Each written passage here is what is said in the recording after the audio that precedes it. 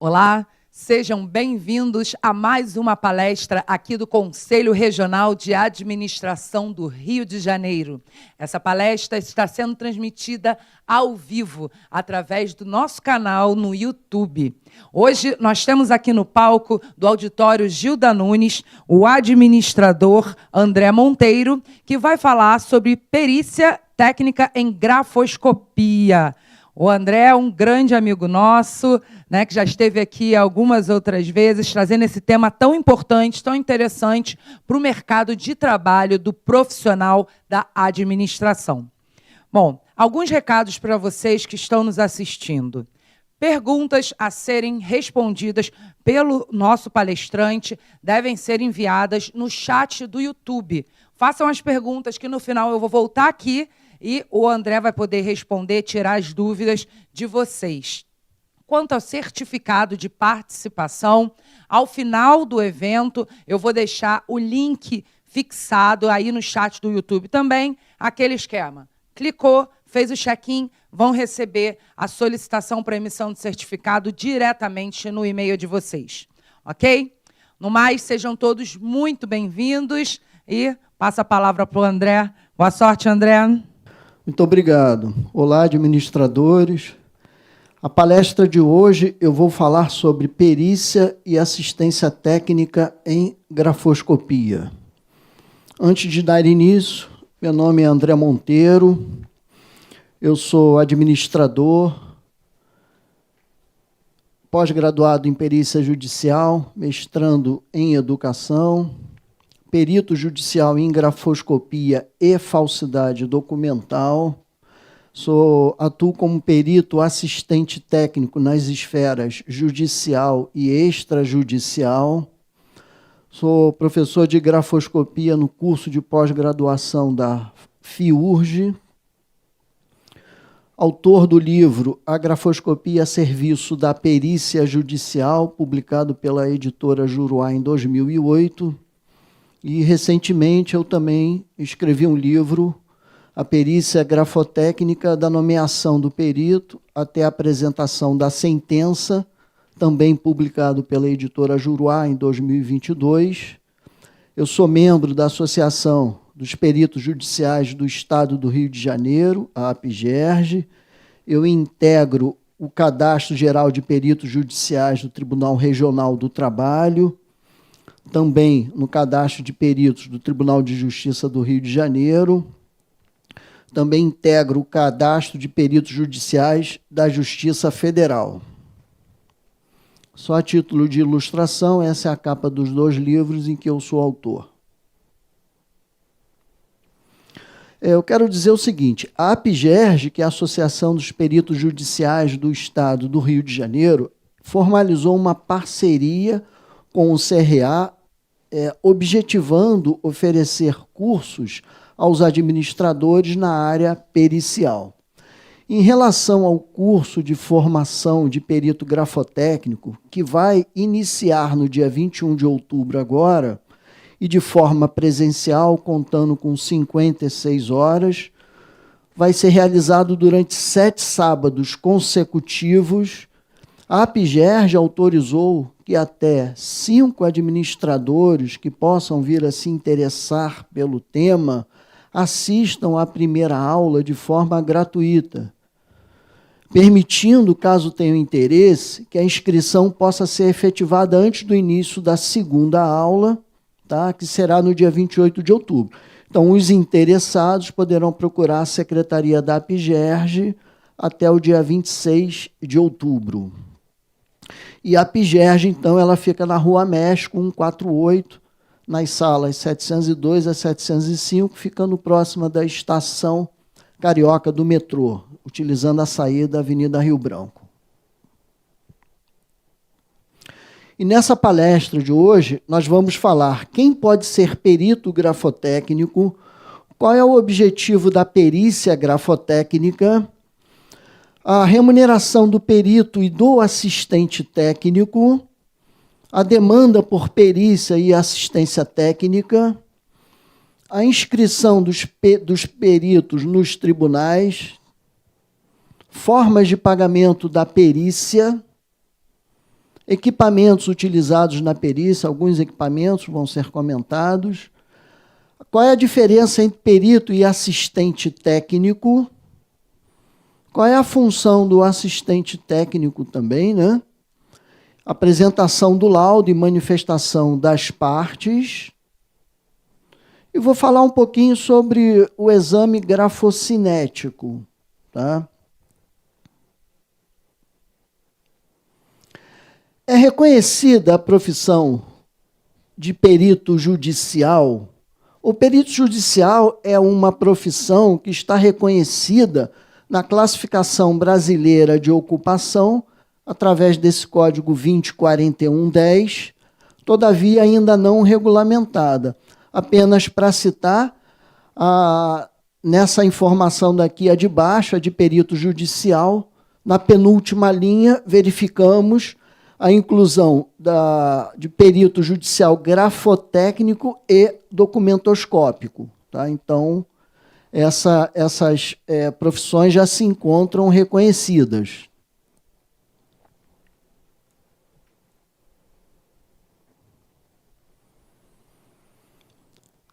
Deixa eu só ver aí, peraí.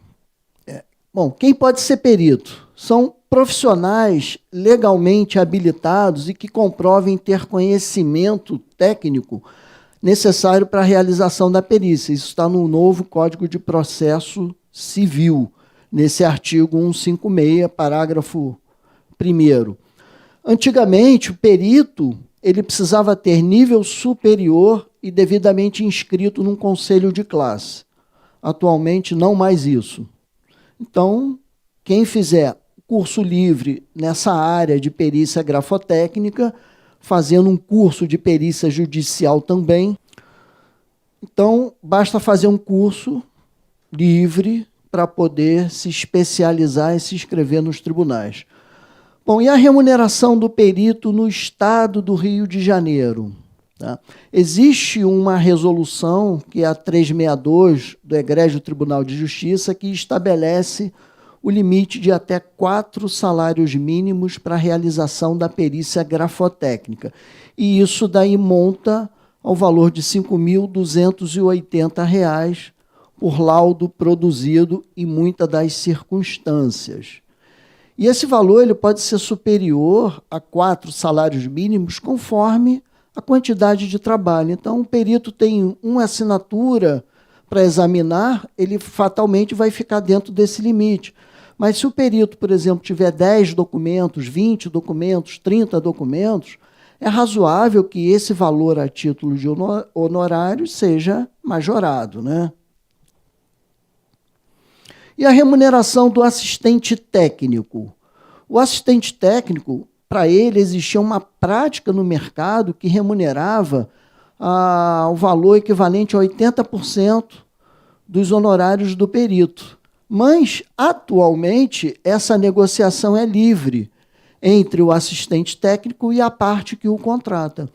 Então, o perito aqui ele pode vir a ganhar, por exemplo, R$ 5.280, e o assistente técnico, muito mais, 8 mil, 10 mil, 20 mil, enfim, dependendo de cada caso. Tá?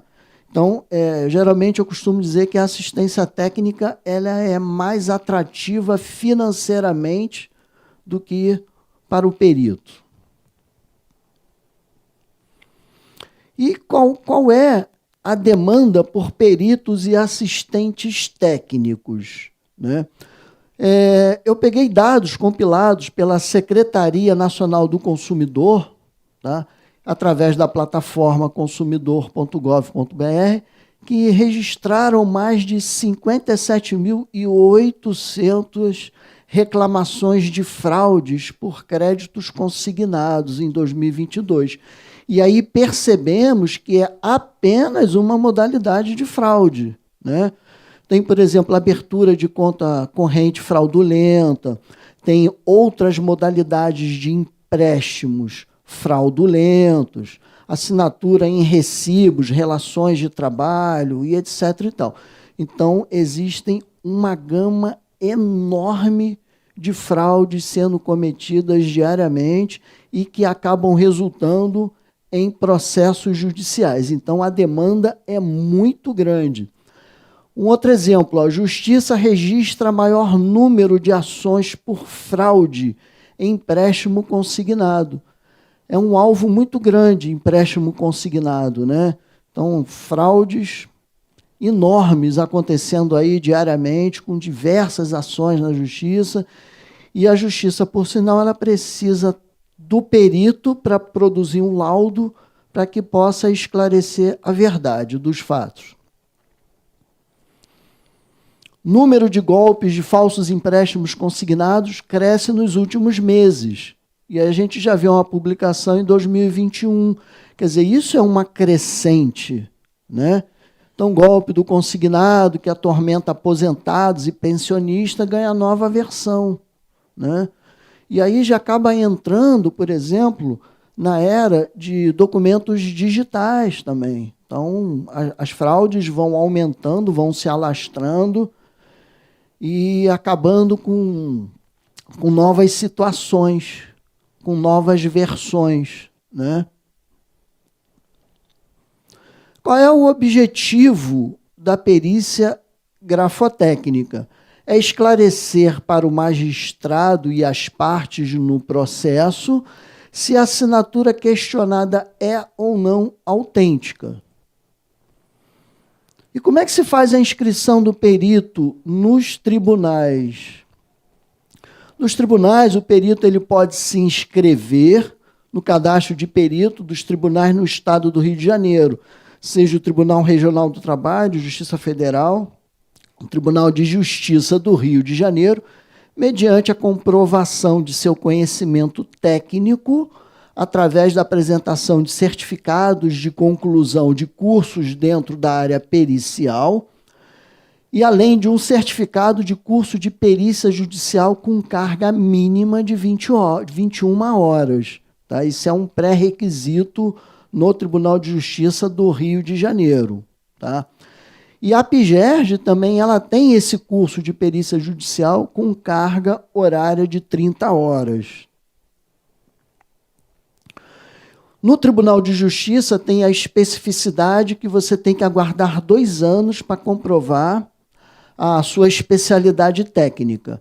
Mas na Justiça Federal, no Tribunal Regional do Trabalho, você pode se inscrever como perito, né? Então, eu costumo dizer que você também vai adquirindo experiência profissional se inscrevendo num cadastro de peritos do Tribunal Regional do Trabalho e da Justiça Federal. Além de fazer as assistências técnicas também. E como a perícia grafotécnica ela é paga? A perícia ela vai ser paga da seguinte maneira, mediante a expedição de alvará judicial. Na primeira condição, quando o requerente da prova ele possui o benefício da gratuidade de justiça, os honorários serão pagos na sucumbência, ou seja, lá no final do processo. Isso é um tipo de caso. Mas, se o requerente da prova, que tiver gratuidade de justiça, perder o processo, o perito só vai receber uma ajuda de custo. No Tribunal de Justiça, atualmente está R$ 699. No Tribunal Regional do Trabalho, R$ 1.000. E na Justiça Federal, R$ 438,02. R$ 438,02, desculpa, era o valor antigo do Tribunal de Justiça. É R$ 248,53 na Justiça Federal. E Juizado Especial Federal, R$ 200. Esse é o valor da tabela a ser pago para o perito. Quando o requerente da prova técnica não for beneficiário da gratuidade de justiça, então compete a este pagar a perícia. Então o juiz determina que seja feito o depósito antes do perito dar início à prova pericial. Ou então, quando a perícia é requerida de ofício pelo juiz, pelo magistrado, os honorários serão rateados na proporção de 50% pelas partes. Tá? Então, essa daí são as 3 formas de remuneração do perito do juízo. E como a assistência técnica ela vai ser paga? A assistência técnica, através de depósito a ser efetuado diretamente na conta do assistente técnico, pela parte que o contratou, né? Então, existe uma grande vantagem em relação à assistência técnica. Enquanto o perito, num caso específico, ele possa receber seus honorários no final do processo, e quando eu digo no final do processo, quando o juiz prolata a sentença monocrática, se a parte recorrer e for para a segunda instância, o perito ele vai ter que aguardar o retorno da segunda instância para então receber seus honorários. Bem verdade que corrigidos, mas muitas das vezes podem acumular 2, 3, 5, 10 anos, né? Então não tem assim um tempo fixo para ele poder receber os honorários. E o assistente técnico, a metodologia é completamente diferente. Ele não vai esperar jamais o término do processo, até porque o assistente técnico, normalmente, ele combina 50% no aceite da proposta e os outros 50% quando eu entregar o meu parecer técnico. Então, ele recebe antecipadamente ao perito. Bom, vou falar de alguns equipamentos utilizados na perícia, né? São equipamentos básicos, né? Para que a gente possa ter uma noção. E o perito ele precisa de um microscópio com entrada USB, scanner, equipamento de iluminação, com luz ultravioleta, com infrared e iluminação comum, luz branca, uma lupa, programa de edição de imagens, equipamentos que possam aumentar essa imagem para dar melhor conforto visual para o perito também. Então, só a título de exemplo, a gente trabalha com uma lupa conta-fios também, né? Essa lupa ela serve, dentre outras coisas, para ver o calibre, o tamanho das letras. Por exemplo, aqui é um mero equipamento para dar um melhor conforto visual, né? Aumenta o tamanho, né, da assinatura no documento, né? É apenas uma lupa de cabeça, ou pode ser uma lupa de mão, enfim, de acordo com o desejo de cada um. Aí, por exemplo, é muito comum, né, ter uma lanterna ou outro equipamento qualquer com uma iluminação ultravioleta, né, que o perito também aí nos documentos, não só a assinatura, mas ele entende e aprende que são necessários o exame no documento como um todo, porque muitas das vezes você pode ter assinatura autêntica e você ter algum tipo de alteração documental.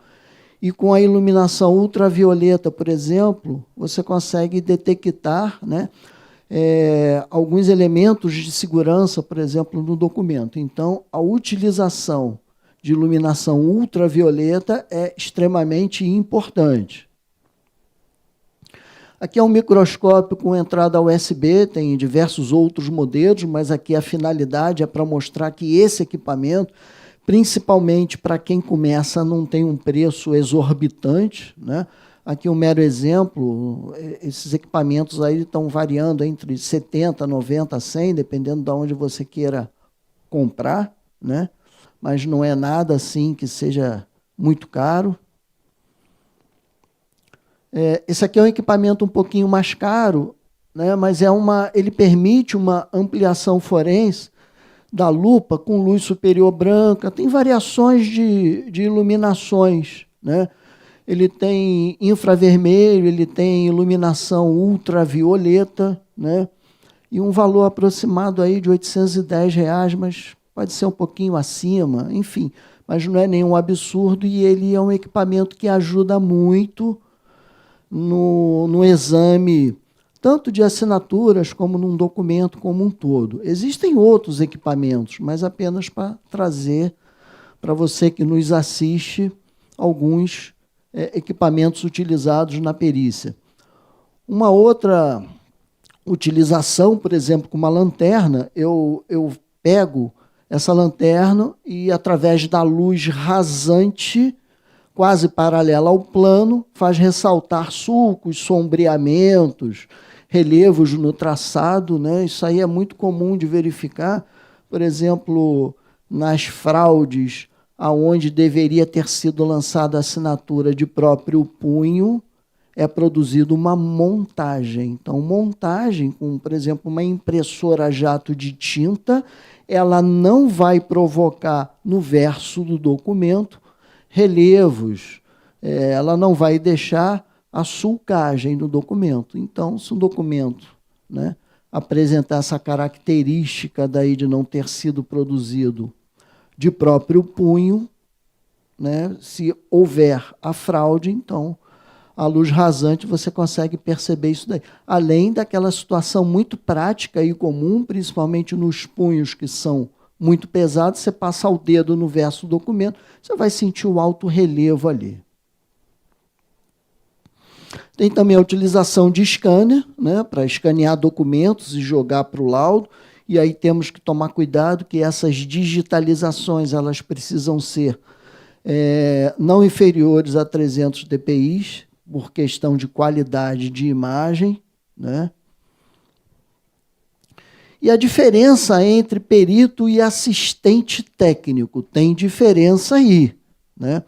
O perito ele é nomeado pelo juiz, sujeito a impedimento e suspeição, se reporta ao magistrado por intermédio de petições e atua de forma imparcial em relação às partes no processo judicial, bem como o perito ele vai apresentar o laudo grafotécnico, por exemplo, com atuação apenas na esfera judicial. E o assistente técnico ele é indicado pelas partes, ele não está sujeito a impedimento e suspeição, e com isso daí, por exemplo, o assistente técnico ele pode ser pai do autor. Vamos supor que o autor no processo tenha contratado um assistente técnico. Pode ser o pai, o filho, o marido, a esposa, ou seja, não tem nenhum tipo de impedimento, nenhuma suspeição em relação a ele. Tá?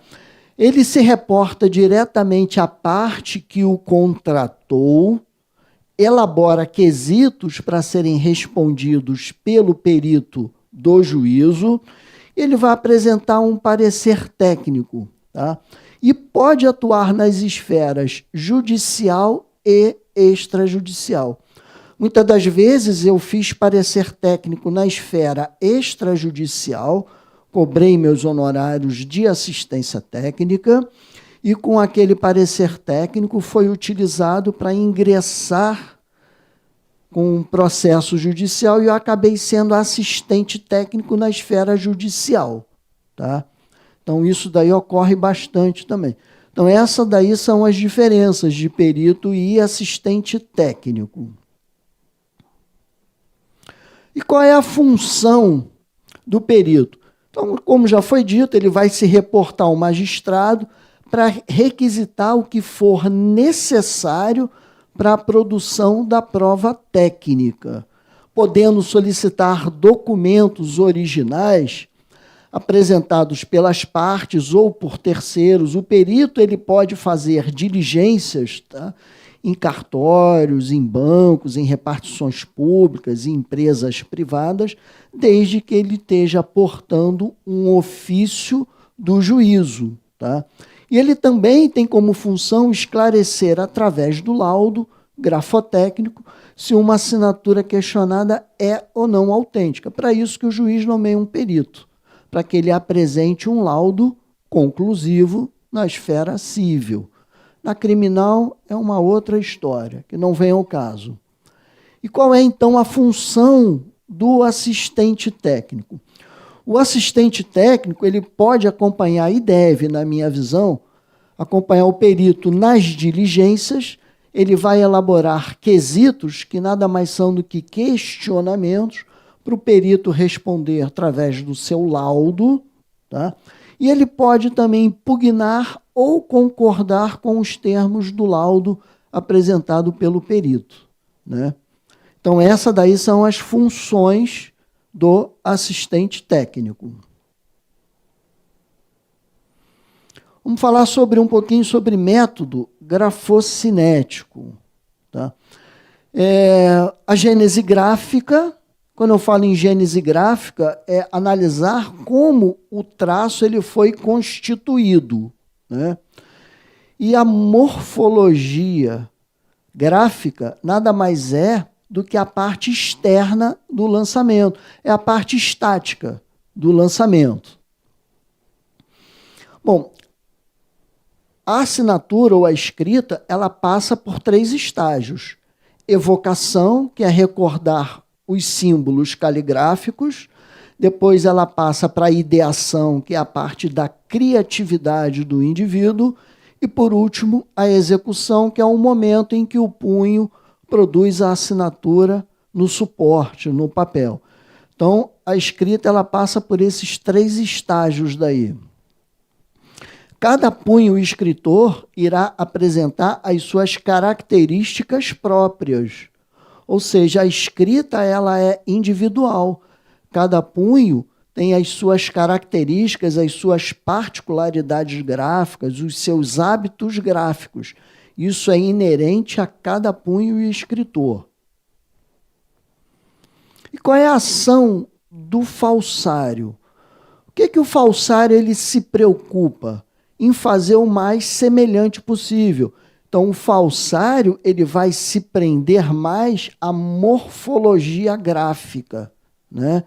Desde que o falsário ele tenha uma assinatura da vítima, né, ele vai poder praticar um dos tipos de falsificações. E se o falsário não tiver a assinatura da vítima, desconhecer a assinatura da vítima, ele vai recair numa falsificação sem imitação.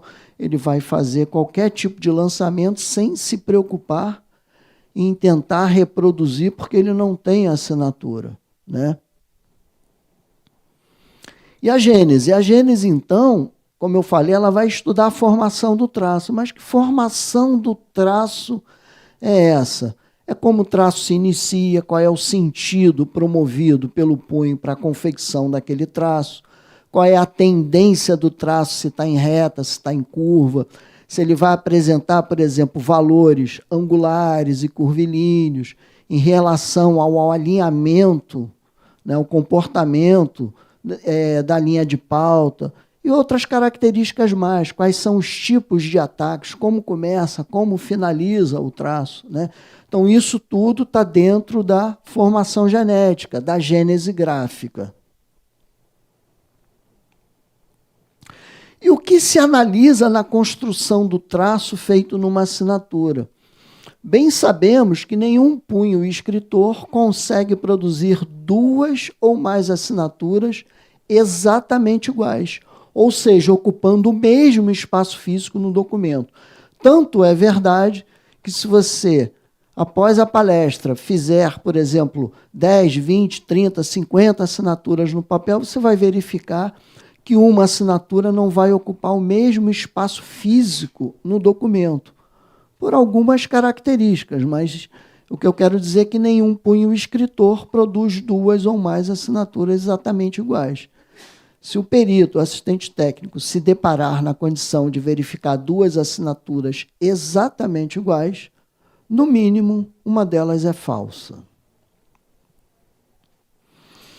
E aí, o perito e o assistente técnico eles vão se prender nessas construções gráficas que são constantes e inconspícuas. Quando eu falo inconspícuas, são lançamentos que são produzidos sem que o indivíduo preste a menor atenção, são involuntários, né? Então, o perito ele tem que saber isolar as variações normais, são aqueles lançamentos que apresentam variações, porque nenhum punho produz 2 ou mais assinaturas exatamente iguais, e essas variações são, como disse, normais. Ele separa as variações normais e vai observar o quê? Todos os lançamentos que são constantes e que se repetem com regularidade nos padrões. Analisando isso, aí, identificando esses lançamentos constantes, o passo seguinte é verificar se eles se repetem ou não na assinatura questionada. Se eles se repetirem, a autoria gráfica não pode ser desvinculada do punho escritor. Mas se esses lançamentos constantes observados nas assinaturas padrões não se repetirem na assinatura questionada, significa dizer que a autoria gráfica não pode ser atribuída ao punho escritor investigado. São essas duas situações que a perícia busca esclarecer. Quando eu disse que a assinatura é autêntica ou não, se vai poder vincular a autoria gráfica ou desvincular a autoria gráfica ao punho investigado. Então, o falsário, será que ele consegue reproduzir a formação genética numa assinatura que ele queira fraudar? O falsário, ele se preocupa em fazer o mais semelhante possível. E quando eu digo que cada punho escritor apresenta as suas características personalíssimas, o falsário ele não consegue reproduzir, por exemplo, a velocidade de um punho, a questão da pressão. Esses lançamentos que são constantes e inconspícuos, eles passam a ser muito menos visíveis pelos olhos do falsário. E o falsário ele comete também os vícios gráficos, que não podemos esquecer, né, os levantamentos anormais do instrumento escritor. O falsário, por exemplo, ele produz traçados indecisos, que são traços o quê? Que estampam pequenos desvios direcionais e por aí vai, né? Então, o falsário ele não consegue reproduzir a gênese gráfica de uma assinatura que ele pretenda fraudar. E aqui, por exemplo, só a título de ilustração, eu tenho uma assinatura aqui padrão, né? Eu tenho aqui, por exemplo, uma assinatura questionada, é uma assinatura fraudulenta, existem vícios gráficos cometidos aí, né? E aqui no outro exemplo é quando o falsário ele desconhece o padrão gráfico da vítima, ele não conhece a assinatura da vítima. O que ele vai fazer? Ele vai produzir qualquer assinatura ali, para ele não faz diferença nenhuma. E aqui nesse último exemplo, então, recai-se numa falsificação sem imitação. E nessa característica daqui, por exemplo, ou porque o falsário ele não promoveu nenhum esforço copiativo, muitas das vezes ele até tem um padrão gráfico, mas ele não tem habilidade para tal, ou então porque ele desconhecia o padrão gráfico da vítima. Então, o falsário ele não consegue reproduzir a formação genética da assinatura da vítima, e isso a grafoscopia ela detecta tranquilamente, tanto em relação às assinaturas questionadas quando são autênticas ou quando são falsas. É para isso que tem o perito, para isso que existe o assistente técnico também. E aí falar rapidamente sobre o estudo do grama. Define-se grama, também conhecido como unidade gráfica, como sendo o registro resultante de um gesto gráfico. O gesto gráfico nada mais é do que a própria movimentação do punho escritor, isso é o gesto gráfico, lançado sobre o papel, né, sobre o suporte, né, uma assinatura sendo produzida num suporte, num papel, sem que ocorra mudança brusca de sentido. Então, toda vez que você tiver um lançamento e não existir mudança brusca de sentido, você vai estar diante de um grama, ou uma unidade gráfica. E a título de ilustração, eu vejo aqui no exemplo superior 1 grama. Por que eu tenho 1 grama nesses dois lançamentos? Porque não existe inversão brusca de sentido, né? Existe o quê? No primeiro exemplo eu tenho um traço, não tenho inversão brusca de sentido, é muito tranquilo de ver isso. E no exemplo do lado eu tenho o quê? Uma simples troca direcional. Eu não tenho inversão brusca de sentido. Então, nesses dois exemplos superiores, eu tenho apenas 1 grama. Nessa coluna que representam 2 gramas, por que eu tenho 2 gramas?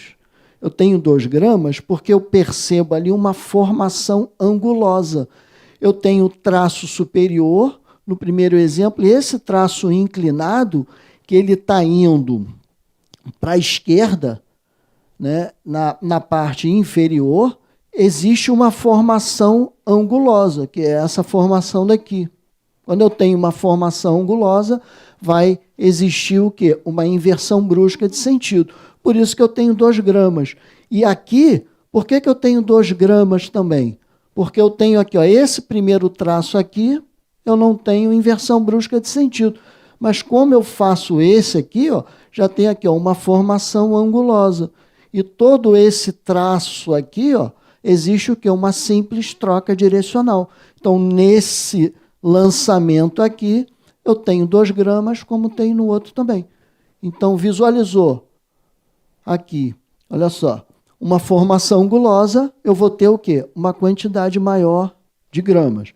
E no exemplo de baixo, por que eu tenho 3 gramas nessa letra M? Porque o punho, quando faz isso aqui, até aqui não tem inversão brusca de sentido. Eu tenho simples troca direcional. Mas quando o punho ele faz isso aqui, ele inverte o lançamento, ele começa a subir, aqui eu vou ter o quê? Uma sobreposição no traçado. E tendo uma sobreposição, ele vai demonstrar o quê? Uma inversão brusca de sentido. Então, eu tenho aqui, ó, 1 grama, 2 gramas e 3 gramas.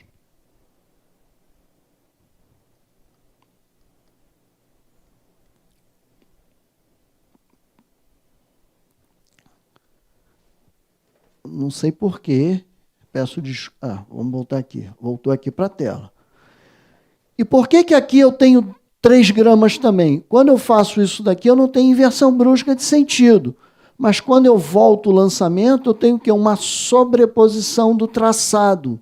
Essa sobreposição do traçado, eu tenho o quê? 2 gramas e aqui o terceiro. Tá? Ok? Então, eu vou ter aqui, ó, registrado que uma mudança de sentido, 2 gramas e o corte do o terceiro grama.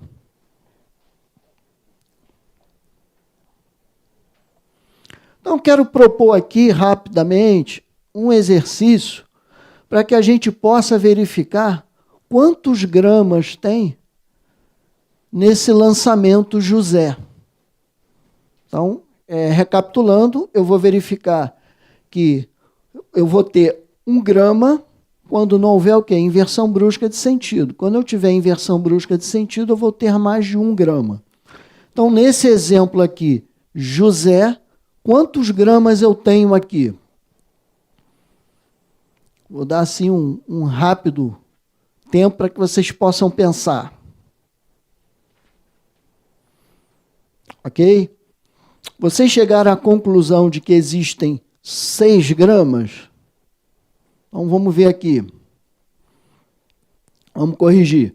Ó, aqui o primeiro grama, tá? Não existe inversão brusca de sentido. Aquele traçado ali, marcado pelo número 1. Depois, esse segundo aqui, ó, não tem inversão brusca de sentido, apenas uma simples troca direcional. Então, eu tenho o segundo grama. Eu tenho aqui o terceiro grama, também simples troca direcional. Eu tenho aqui o quarto grama.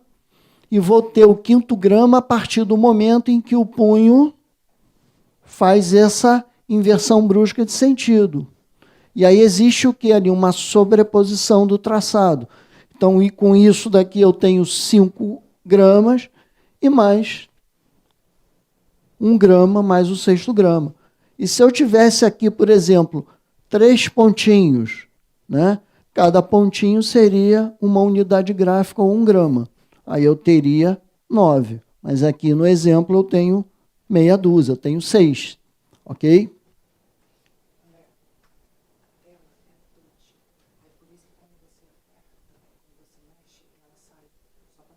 Ah, ok. Tá, ok.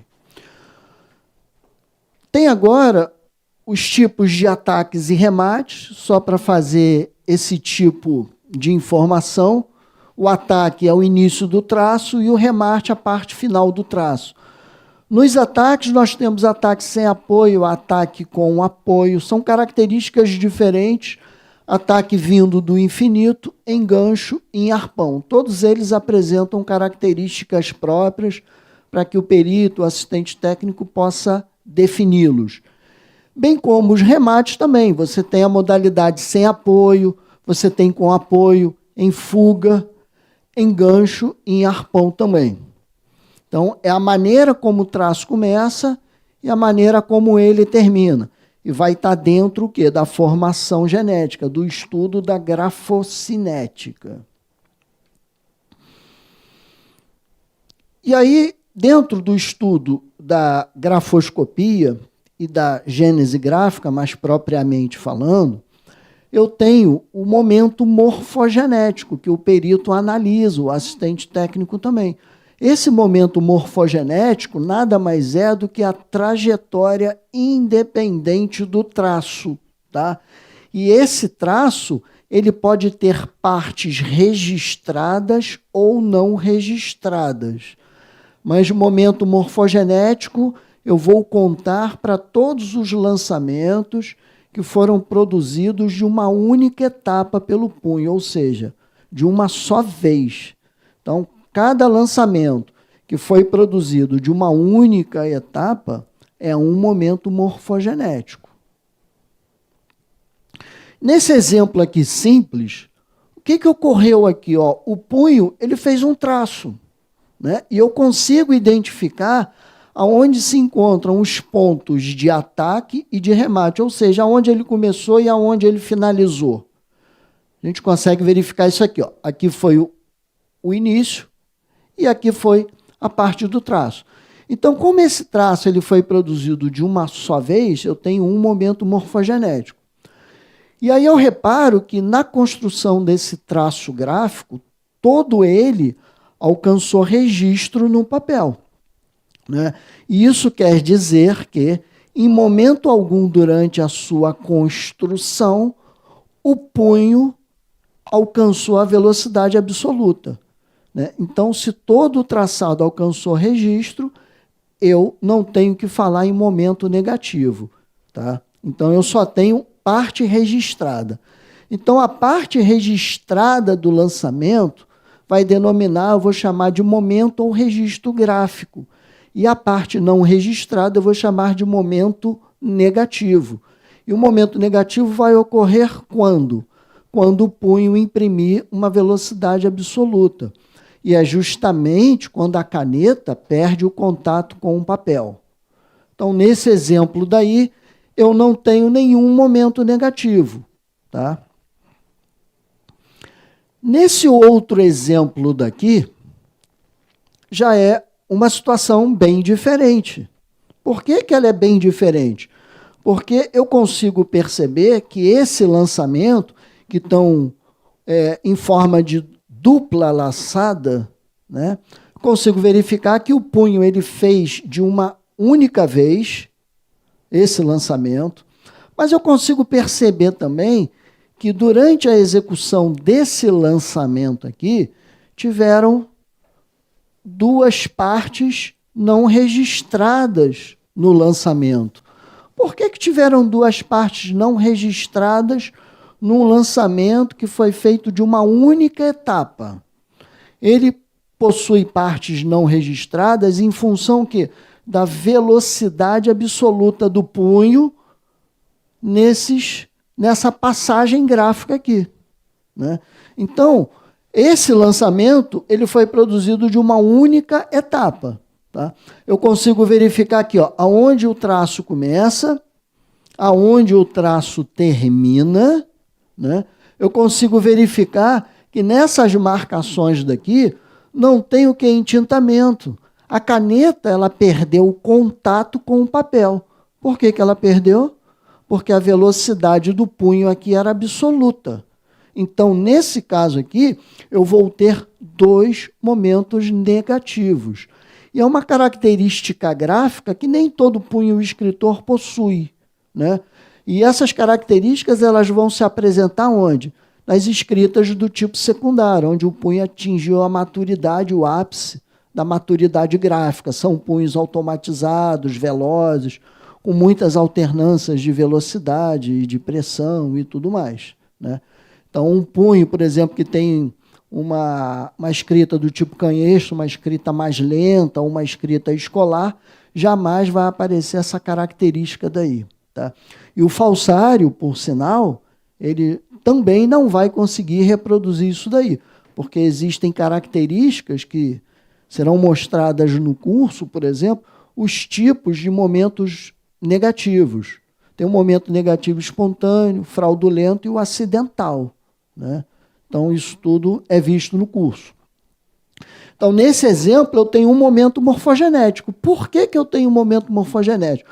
Porque esse lançamento foi feito de uma única etapa pelo punho. Eu tenho aqui 3 momentos gráficos. Por que eu tenho 3 momentos gráficos? Se o lançamento começa aqui, aqui o instrumento escritor, a velocidade absoluta, ele começa a perder o contato com o papel, depois ele volta aqui. Então, eu tenho aqui um momento gráfico, o segundo, aqui ele perdeu o contato e voltou até aqui. Então, eu tenho 3 partes registradas desse lançamento. É uma característica própria desse punho. Tá? Então, eu tenho 3 momentos gráficos e eu vou ter quantos momentos negativos? 2, porque são 2 partes que não alcançaram registro no papel. Então, se eu somar a quantidade de momentos morfogenéticos com a quantidade de momentos negativos, obrigatoriamente vai me dar a quantidade de momentos gráficos. Né? Essa circunstância é quando, obviamente, o punho produz um momento negativo. Tá? E vamos supor, então, que não tivesse todo o lançamento alcançou registro no papel. Né? Então, nesse caso, eu teria um momento morfogenético e um momento gráfico. Né? Se todo ele alcançou registro no papel, então eu teria essa circunstância. Mas aqui no exemplo é diferente. Então, eu tenho 2 partes que não alcançaram registro. Por isso, 2 momentos negativos. Ok? E o que eu posso observar, então, nessa imagem daí? Quais são as conclusões, com base no que foi dito? Agora, eu posso observar, eu posso perceber nisso aí. Será que esse lançamento ele foi feito de uma única etapa pelo punho? Será que o punho fez isso de uma só vez? Eu diria que não, né? Porque o punho começou aqui, ele fez esse movimento, quando chegou aqui em cima, o que o punho fez? Ele tirou o instrumento escritor do papel e aqui ele fez um traçado independente. Então, eu posso dizer que, neste exemplo, o punho fez com quantos momentos morfogenéticos? Ele fez com 2 momentos morfogenéticos. Existe alguma parte não registrada do lançamento? Em algum momento, o punho, por exemplo, ele produziu um momento negativo em função da velocidade absoluta do punho? Não. Eu não tenho formação de momento negativo aqui. É bem verdade que, se eu observar aqui, esse traçado aqui, o que ocorreu nele? Uma velocidade quase absoluta, quase, mas não foi absoluta. Então, ainda existe o quê? Entintamento no papel. Então, não posso chamar isso de velocidade absoluta e transformar isso em momento negativo. Não posso. Tá? Então, esse lançamento ele foi produzido com 2 momentos morfogenéticos, tá? Ok? Em função quê? Do levantamento do instrumento escritor. A assinatura tem quantas partes registradas? A assinatura ela terá 2 partes registradas, 2 momentos gráficos. Tá? E a assinatura ela tem momento negativo? Não, ela não tem momento negativo. Tendo em vista que a caneta ela não perdeu completamente o contato com o papel na execução do segundo momento morfogenético. Esse aqui é o segundo momento morfogenético. Então, no segundo momento morfogenético, não houve, tá, a produção de momento negativo. Então, resumindo, ó, momento negativo e momento gráfico, ou registro gráfico, eles estão contidos no momento morfogenético. E aqui eu posso observar, por exemplo, que só vai ocorrer momento negativo quando a caneta ela perde completamente o contato com o suporte. E aí, quando a caneta, vamos supor que aqui tivesse um momento negativo, né? E aí eu posso imaginar que o punho, então, ao fazer esse lançamento, e se aqui foi uma área que externe, que demonstra uma velocidade absoluta do punho, eu vou ter o quê? Um gesto gráfico com uma movimentação aérea do punho. Aérea do punho. E aí eu consigo verificar como uma característica interessante, por exemplo, que no momento negativo, se ocorresse, ó, a direção do traço ela não se perde, né?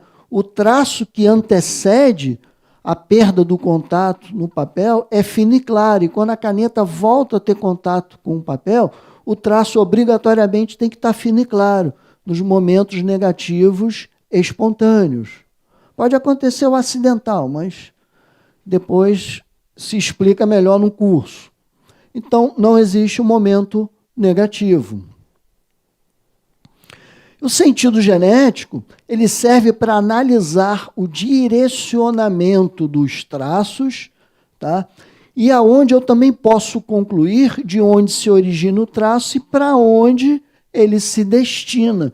Então, por exemplo, nesse lançamento aqui, eu posso verificar o sentido genético em qualquer ponto do traçado que eu queira, para mostrar o quê? Uma convergência ou uma divergência de ordem genética. Então, qualquer, por exemplo, ó, desses lançamentos aqui, qualquer um deles, por exemplo, se eu quiser determinar qual é o sentido genético nesse ponto 6, eu posso, no ponto 11, na marcação 15, enfim, qualquer um, tá? E os sentidos genéticos são muito simples de serem analisados. Partindo do princípio que nessa estrutura aqui, eu tenho aqui, ó, partindo aqui, ó, do ponto 0, por exemplo, quando eu vejo esse lançamento, essa seta indicativa do número 1, eu tenho então um sentido ascendente. Para o 2, eu tenho um sentido descendente.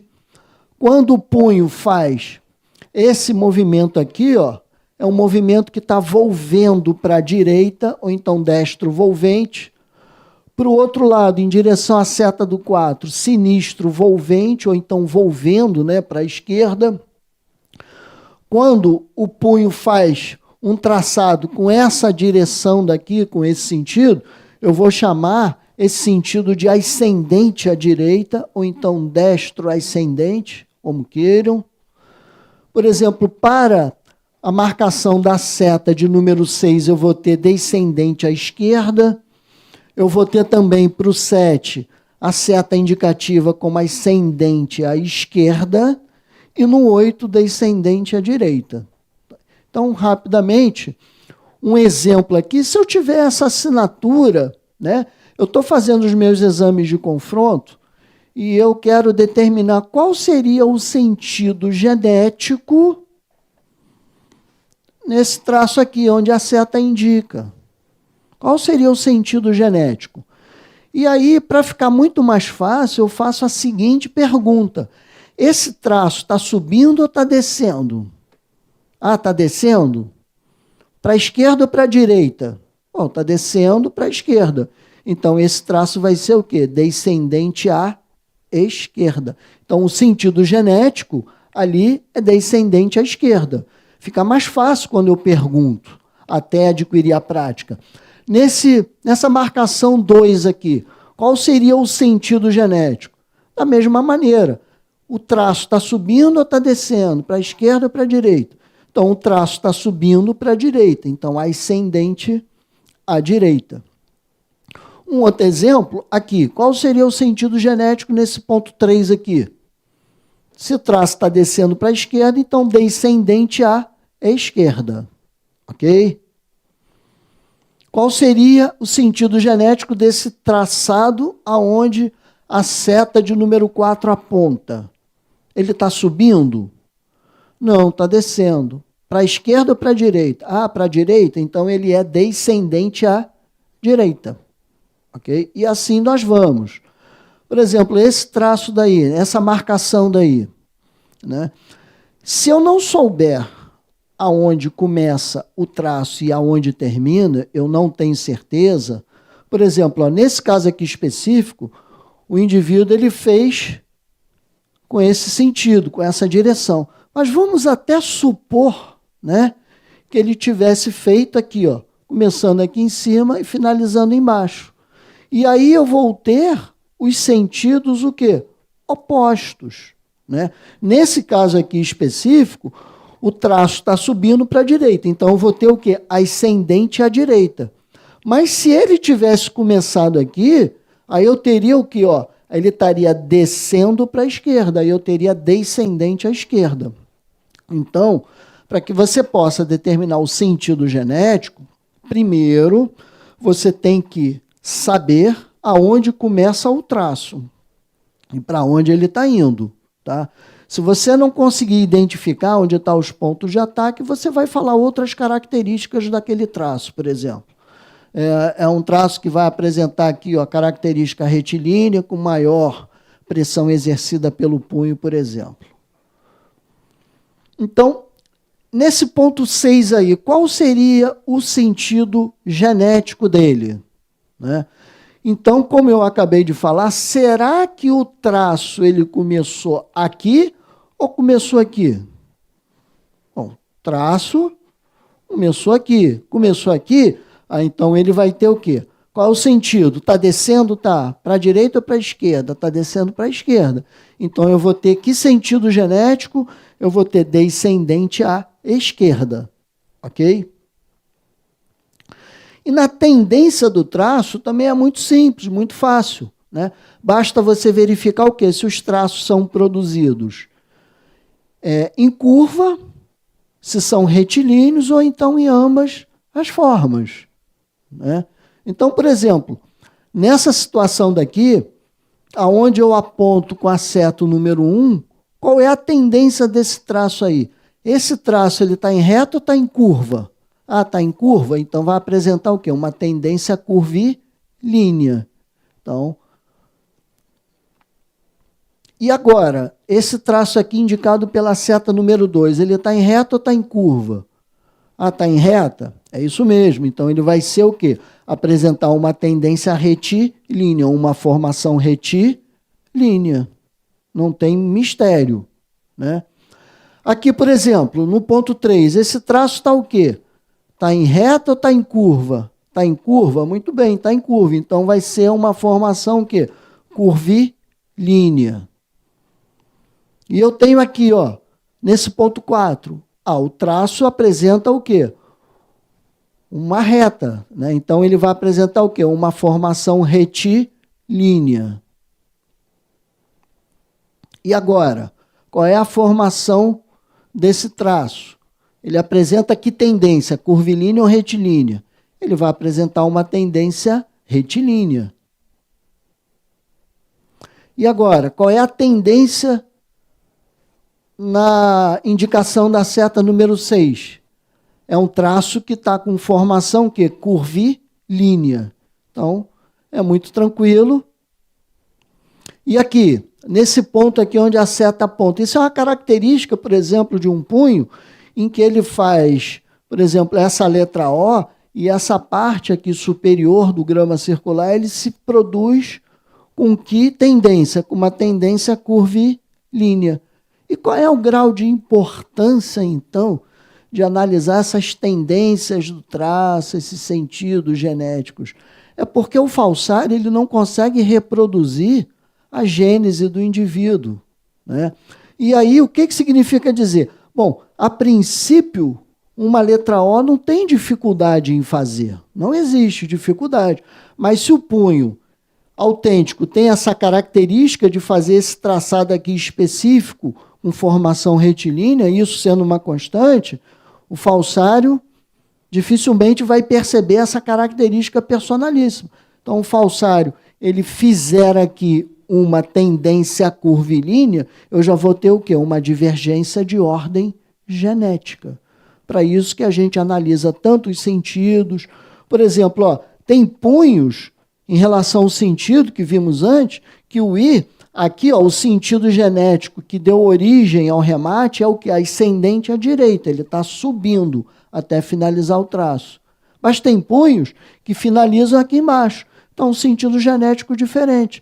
Então, se o punho padrão tem por hábito imprimir um sentido genético ascendente à direita no traçado que deu origem ao remate, e o falsário fizer com sentido descendente, existe o que? Uma divergência de ordem genética.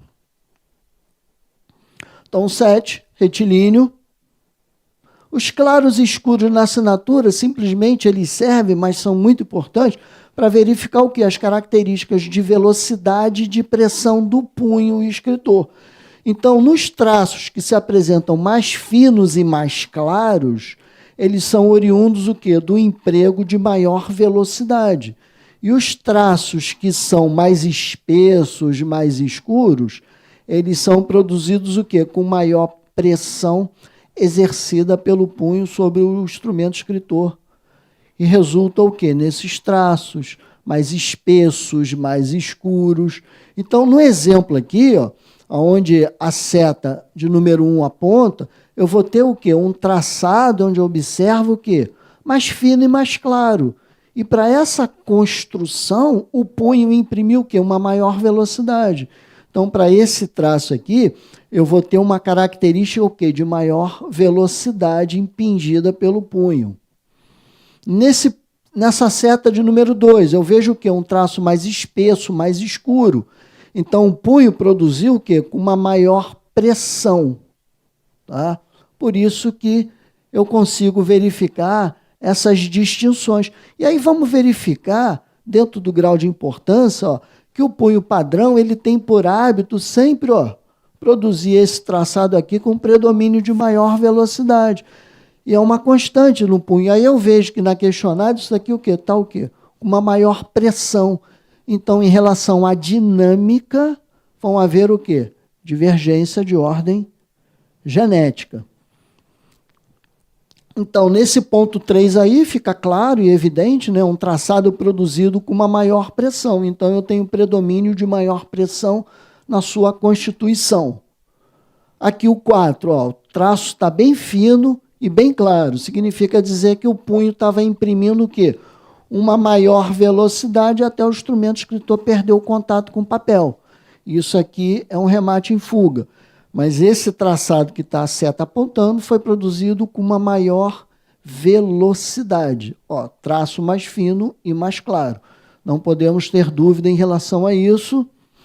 A mesma coisa no ponto 5, eu consigo distinguir em relação aos demais tracejados da assinatura que o predomínio é o quê? De uma maior velocidade. O traço ainda está fino, ainda está mais claro, né? Aqui no ponto 6, né, o predomínio é o quê? De maior pressão exercida pelo punho. Então, é muito tranquilo, muito fácil, muito prático, tá? Em que o somatório do sentido genético, da tendência, da dinâmica e outros elementos permitem ao perito diagnosticar com precisão. O 7 também, né, como a característica já foi percebida visualmente, produzida com uma maior pressão exercida pelo punho. E temos aí o 8 também, obviamente, um traço mais fino e mais claro, significa dizer que foi produzido o quê? Com predominância de maior velocidade.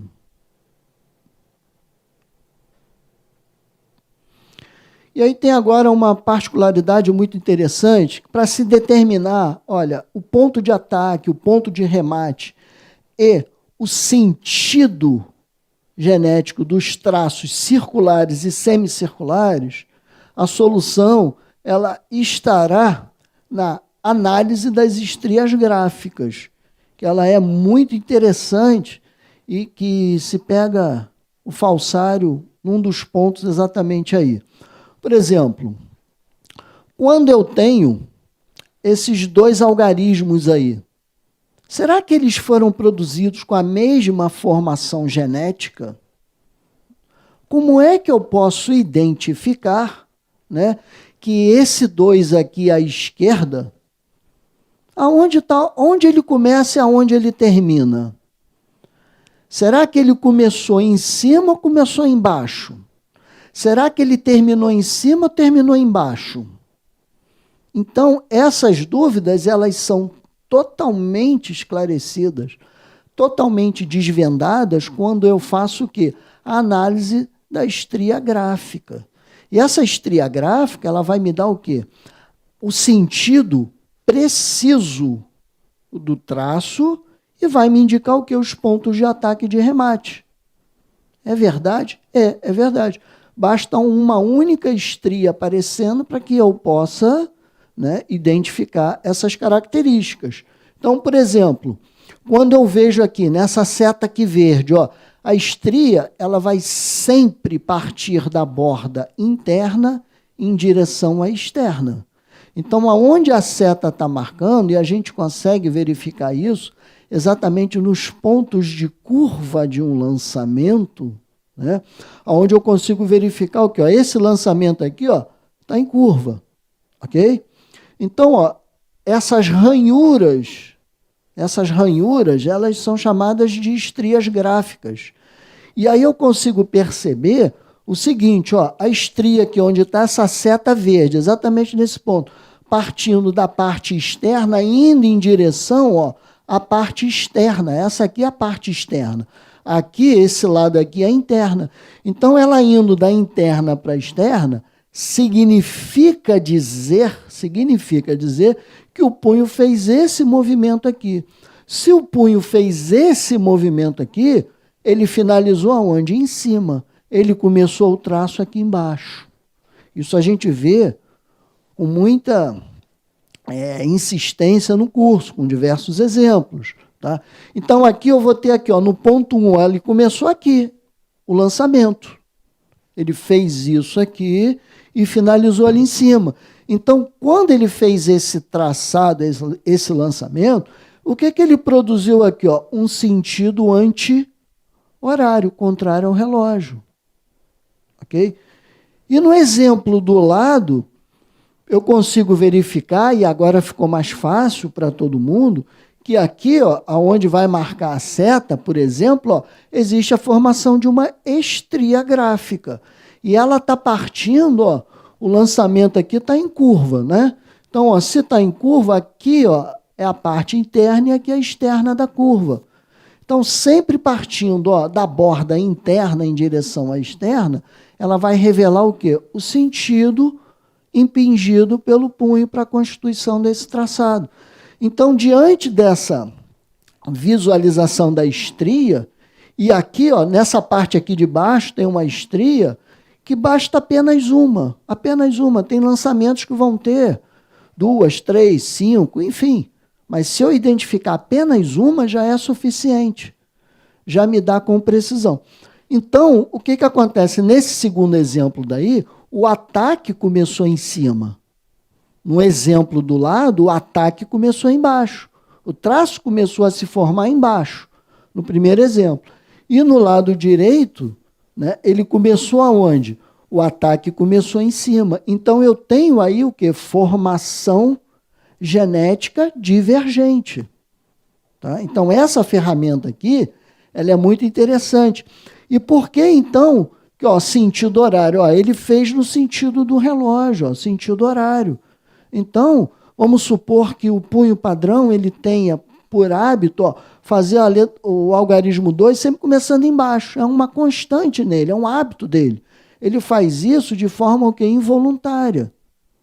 Aí eu pego, por exemplo, num lançamento questionado, aonde eu, vamos supor, pode ter 1, 2, 3 algarismos 2, vamos supor aí uma nota promissória, né? Então eu vejo que o preenchimento dela começou lá em cima. Então, divergência de ordem genética. Pegamos por aí.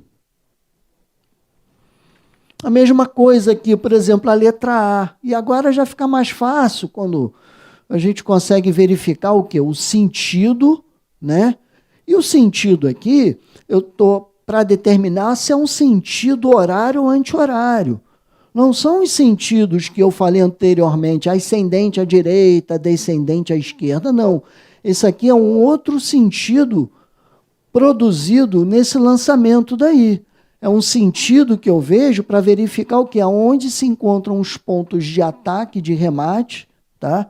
No lançamento. Então, o primeiro exemplo lá, eu consigo verificar o quê? Ó, olha a formação das estrias.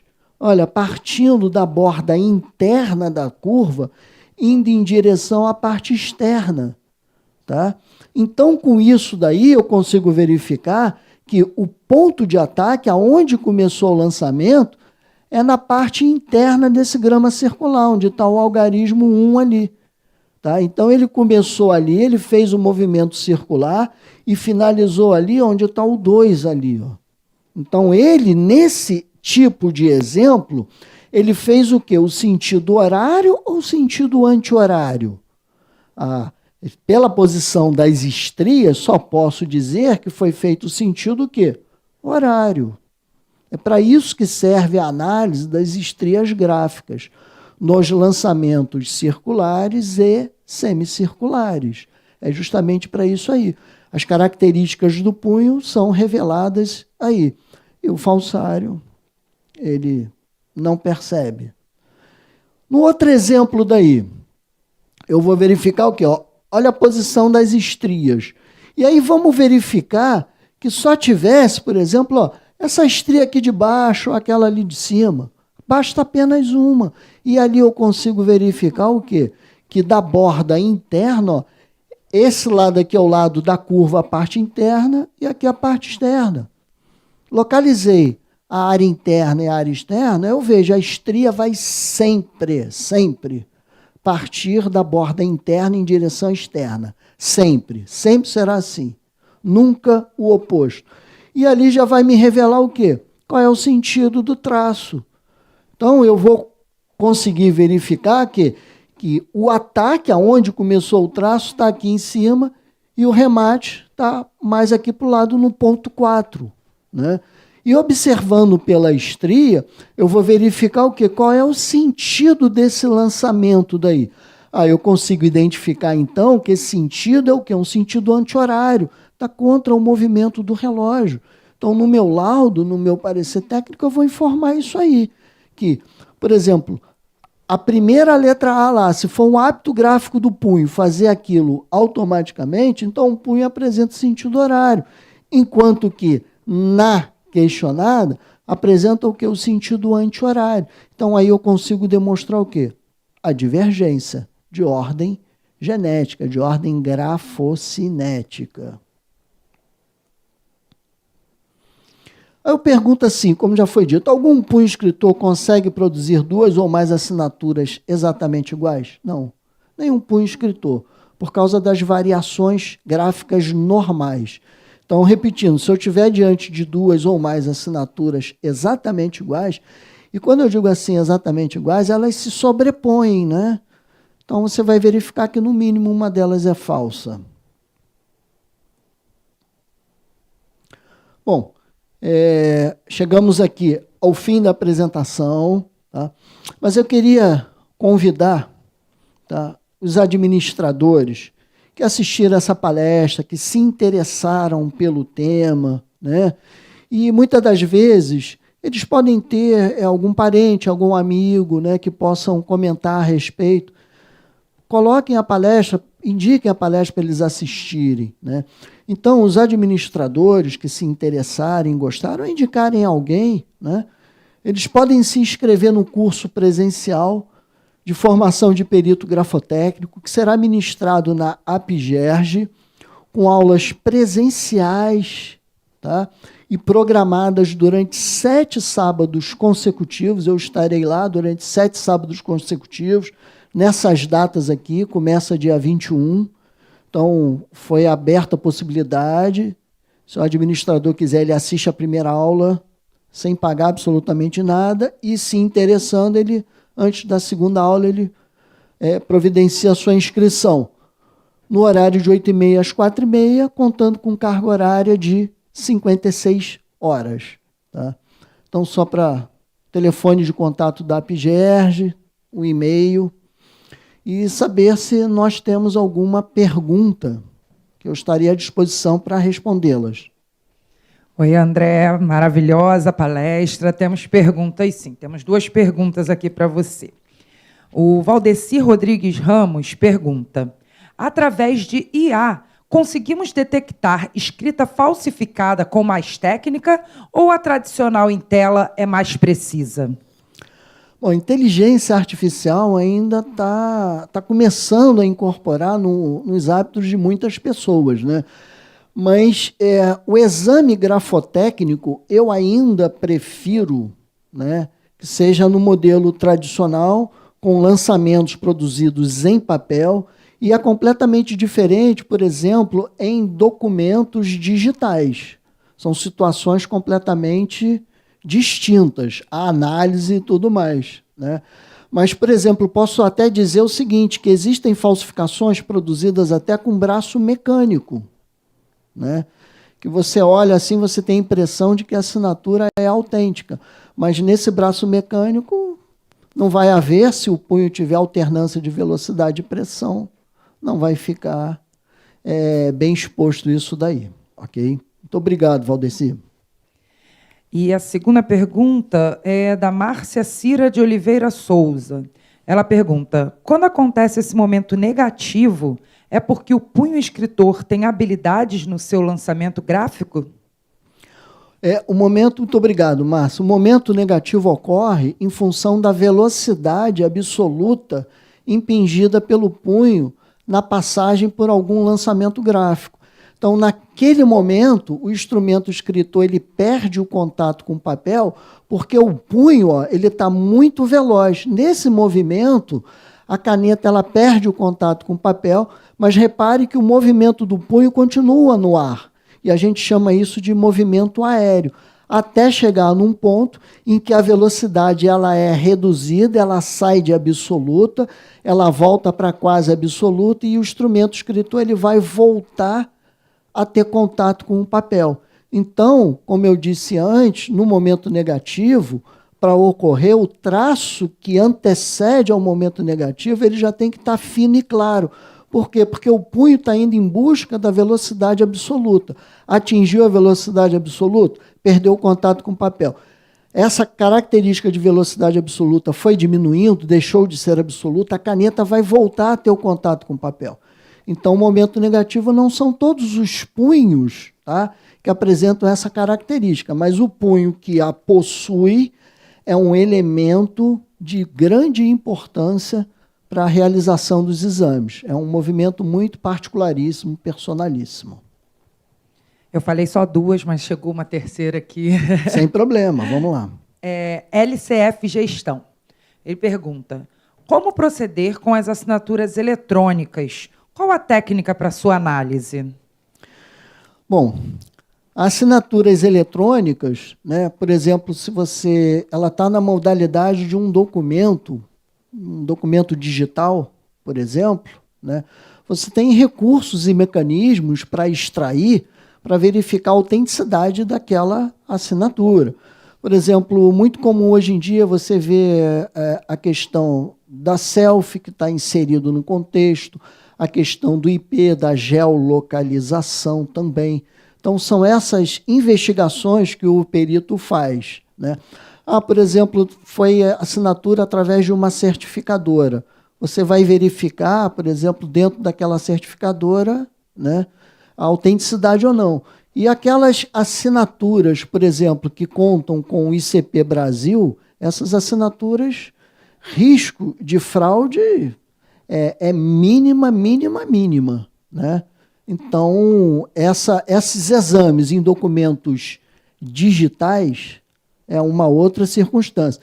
E aí, uma assinatura, por exemplo, digitalizada. Uma assinatura digitalizada, a gente tem questão com análise do PDF, né? Por exemplo, um processo onde o perito tem que fazer um exame. e aí pegam esse documento, digitalizam, tá? E jogam, por exemplo, num processo judicial eletrônico, por exemplo, né? Se o perito não tiver o cuidado, tá, de pedir para que seja mandado o PDF que não seja o que foi encaminhado para os autos, porque tem diferenciação, tem compressão no documento, e aí você vai ter, por exemplo, código hash diferente, você vai ter um código hash diferente, né? E aí, por exemplo, imaginamos o seguinte, ó, você tem um documento físico, o indivíduo ele produz um documento físico, digitaliza. Exemplo, digitalizou, né? Então, ele converteu em PDF. Tá? E se ele quiser fazer uma montagem em cima depois daquela digitalização? Ele faz uma montagem, né? E se ele salvar em cima daquele documento, você tem uma situação. E se ele salvar como? Né? Jogar num outro PDF, você tem uma outra situação. Então, tem que tomar muito cuidado com isso daí, porque, normalmente, por exemplo, nas perícias, né, existe muita relutância em apresentar documentos originais, apresentam em forma de PDF, o perito tem que tomar muito cuidado com isso daí. Muito cuidado. André, muito obrigada pela sua palestra, muito obrigada pela sua participação aqui no CRA-RJ. Muito obrigado a todos que assistiram e estarei à disposição para que vocês possam se inscrever no curso. Muito obrigado. Um ótimo dia. Algumas pessoas pediram também no chat a sua arroba do seu Instagram. Assim, meu Instagram, Perito André Monteiro, tudo junto. Perito André Monteiro. Desejo muita prosperidade, saúde, felicidade. Se alguém tiver alguma dúvida, né, quiser falar a respeito do curso, algum assunto da palestra, está aqui o meu celular, pode mandar um WhatsApp, ligar, enfim, estou à disposição. Okay? Muito obrigado a todos aí, bastante sucesso, prosperidade, felicidade e saúde. Obrigada, André. E obrigada a vocês que nos assistiram até agora no nosso YouTube. Reitero que o link para a solicitação do certificado ficará disponível, ficará aberto até às 13 horas. Após isso, ele será fechado, ok? Muito obrigado. Tenham todos um bom dia. Até a próxima.